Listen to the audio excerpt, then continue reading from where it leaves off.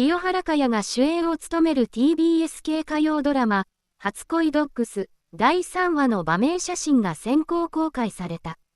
写真、初恋ドッグス、白いモフモフな犬を抱きしめる成田凌本作は、TBS ドラマチームと韓国の制作会社スタジオドラゴンが初の共同制作を務める、愛犬同士の一目惚れから始まるラブストーリー。脚本は TBS で恋は続くよどこまでもペンディングトレイン8時23分明日くんとキューボーダーなどを手掛けてきた金子ありさが担当。演出は I Love You の岡本慎吾とブラックペアンシーズン2の伊藤義弘が務め、スタジオドラゴンの4足も参加する。清原演じる愛を信じないクールな弁護士愛子と成田演じる動物しか愛せないこじらせ獣医飼の愛犬同士が恋に落ちたことをきっかけに運命が動き出す。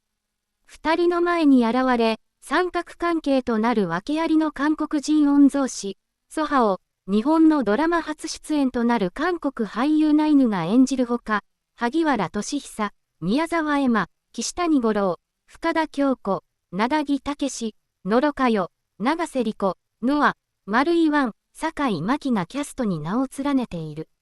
7月15日に放送される第3話。成田凌とは幼い頃に出会っており、一緒に捨て犬の世話をしていたこと、心世の引っ越しを機に離れ離れになったことをソハ、ナイヌに話した愛子、清原果耶。ソハから、心世は愛子にとっての初恋の相手ではないかと言われ、動揺してしまう。その頃海の家では、将軍が突如失踪する事態が。状況から何者かによって連れ去られたと思った心世は、知らせを受けて愛子と共に駆けつけたソハを真っ先に疑うも、ソハはそれを否定する。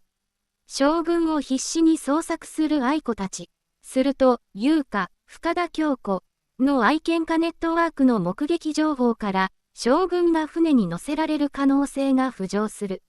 そんな中、愛子は心世に、幼い頃一緒に捨て犬の世話をしたのは自分であると打ち明けるが、